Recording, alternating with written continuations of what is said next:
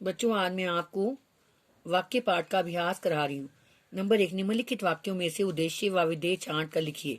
क, सेनापति राजा से मिलने गया। उद्देश्य सेनापति। विधेय राजा से मिलने गया। भेड़िए भाग कर छिप गए। उद्देश्य भेड़िए। विधेय भाग कर छिप गए। माँ ने बच्चे की बात सुनी। उद्देश्य माँ ने। कर्ता को उद्देश्य कहते हैं। विधेय बच्चे की बात सुनी।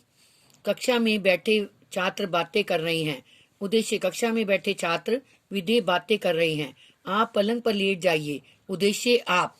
विधेय पलंग पर लेट जाइए। सेठ ने चिड़िया को प्रलोभन दिए। उद्देश्य सेठ ने। विधेय चिड़िया को प्रलोभन दिए। दादी माँ संदूक से कंगन निकाल लाई। उद्देश्य दादी माँ। विधेय संदूक से कंगन निकाल लाई।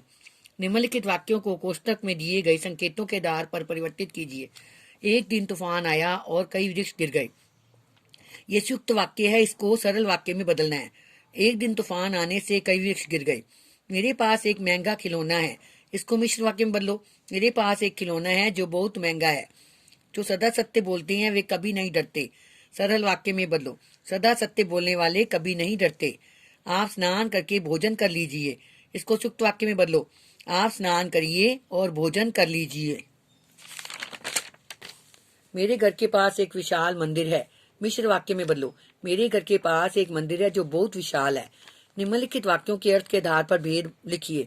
मैंने आपको बताया हुआ अर्थ के आधार पर वाक्य के 8 भेद हैं, उनको लिखना है। बीमार व्यक्ति चल नहीं पा रहा, ये निषेधवाचक वाक्य है।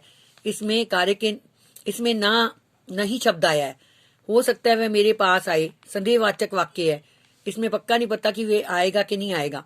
क्या तुम खेलने चलोगे, ये प्रश्नवाचक वाक्य है, इसमें प्रश्न पूछा गया है। माँ आराम कर रही है, विधानवाचक वाक्य है।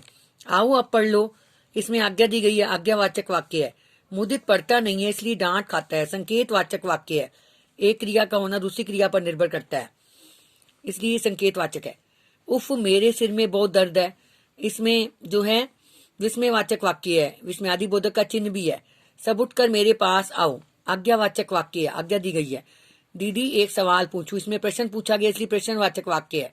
बाप रे कैसा था वो आंधी पानी का तूफान, विस्मयादिवाचक वाक्य। शायद आज बादल छाए, संदेहवाचक वाक्य। गृह कार्य, वाक्य पाठ का अभ्यास लिखना और याद करना और महाभारत का 35 पाठ पढ़ना है।